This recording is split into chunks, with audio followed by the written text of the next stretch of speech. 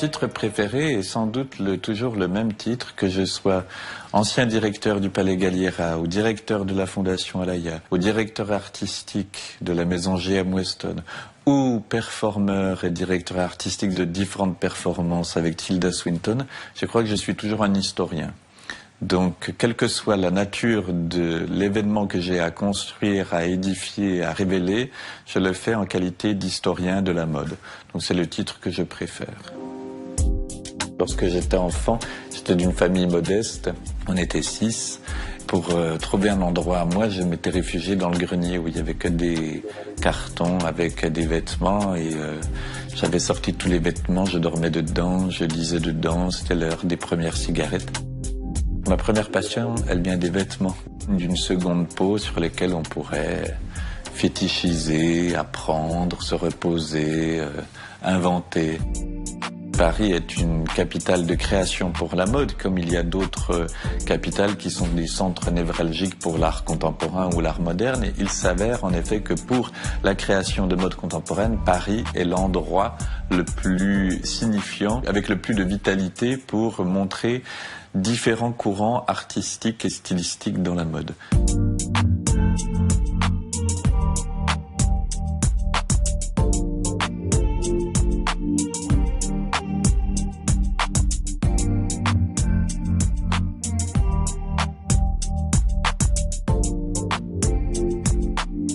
Le monde de la mode repose entièrement presque et en partie sur la Chine. Ce qui m'intéresserait le plus, c'est regarder en effet les vêtements traditionnels chinois. Parce que je trouve qu'il y a néanmoins dans les formes traditionnelles des méthodes de coupe à plat, des méthodes de coupe qui sont parfois très simples et qui sont étrangement très contemporaines. Il y a une forme d'épure aussi dans l'art de vivre chinoise que j'aime beaucoup. Et je pense qu'elle conduit vers une forme de minimalisme qui m'a toujours plu.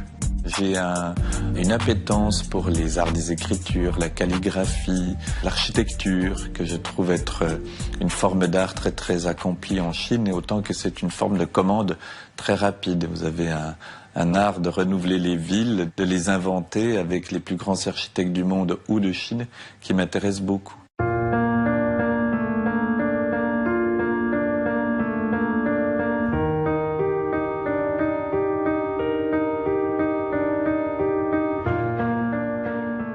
Il a été inauguré un musée sur les arts de l'écriture et de la calligraphie. C'est à peu près 10 corps de bâtiments qui sont d'une architecture rigoureuse. Et j'étais aussi très très intéressé de voir ce musée parce qu'il est adossé à un village ancien. Et on parle de la Chine, de notre point de vue, toujours pour le caractère futuriste des villes. Ce village qui était encore fait de ruelles, d'anciennes bâtisses, au milieu des champs de nénuphars, était absolument très romantique, si on peut dire, même si je suis pas naïf. Il y avait vraiment une forme très très intéressante pour apprécier le patrimoine ancien aussi de la Chine, qui existe vraiment très fort. Et ça, j'étais très heureux de pouvoir voir les deux.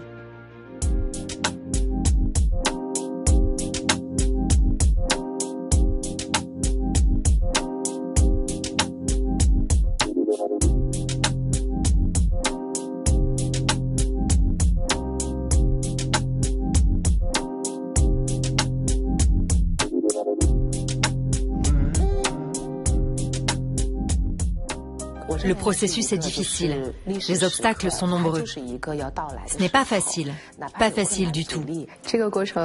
J'ai été responsable pendant 20 ans de la Semaine de la mode à Paris en Chine.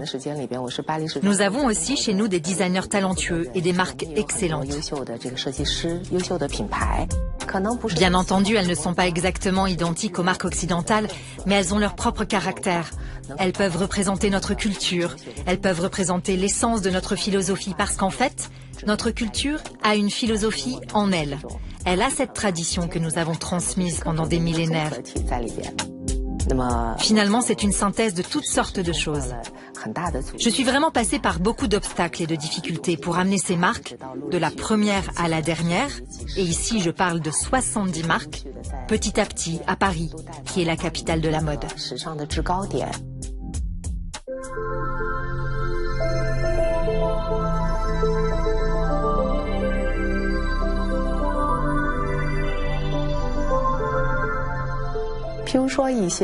J'ai entendu dire que certaines marques européennes bien connues étaient très prudentes dans leur approche du marché chinois, notamment par le biais d'Internet.